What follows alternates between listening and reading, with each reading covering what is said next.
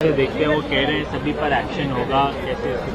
नहीं, प्रधानमंत्री जी paper leak होने के बाद क्या सजा मिलनी चाहिए उस पर बात कर रहे हैं, लेकिन पेपर लीक हो क्यों रहे हैं उस पर क्यों बात नहीं हो रही है।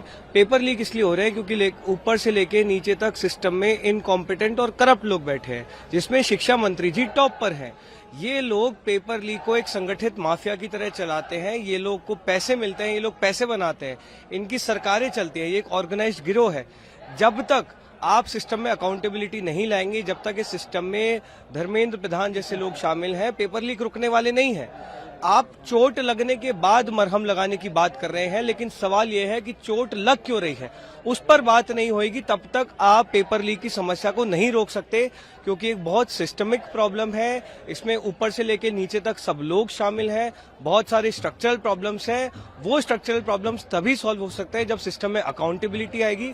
अकाउंटेबिलिटी धर्मेंद्र प्रधान को हटाने से आएगी। काबिज करने में कामयाब हो गए आपको लगता है? सरकार पे आप लोगों ने दबाव बनाया कहीं ना? नहीं, हम लोगों ने नहीं, इस देश के युवाओं ने बनाया है। इस देश के युवाओं को देर सवेर ही सही, कुछ सालों बाद ही सही, ये समझ में आ गया है कि ये सरकार निकम्मी सरकार है, ये सरकार एरोगेंट सरकार है। इनको इस देश के युवाओं से कोई सरोकार नहीं है, और अब इस देश का युवा जब खड़ा हो रहा है तब फाइनली सरकार पे दबाव बन रहा है। नहीं लग रहे प्राइम मिनिस्टर के स्पीच अब बिकॉज वो एक सॉल्यूशन नहीं है। आप सिम्टम को ट्रीट करने की बात कर रहे हैं, आप डिजीज को ट्रीट ही नहीं कर रहे हैं। पेपर लीक कैसे रुके? पेपर लीक हो क्यों रहा है?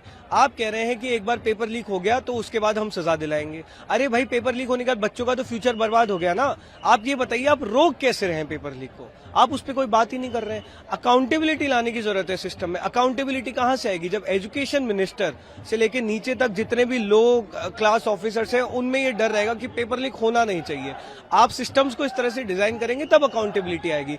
कॉम्पिटेंट मिनिस्टर होने चाहिए, जो है नहीं, वो जब तक नहीं होंगे तो पेपर लीक रुक नहीं सकते। फास्ट ट्रैक कोर्ट तो इस देश में हर दूसरी समस्या के लिए बनी गए हैं। इस्तीफा के बगैर आप लोग? ये कोई सवाल ही नहीं है। अगेन मैंने इसलिए बोला ना, हमें डिजीज ट्रीट करना है।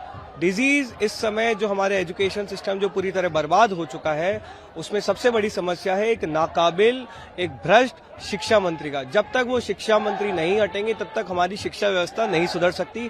फास्ट ट्रैक कोर्ट इस देश में हर दूसरी समस्या के लिए बनाए गए हैं। कितनी समस्याएं सुलझ गई हैं आप भी जानते हैं, हम भी जानते हैं।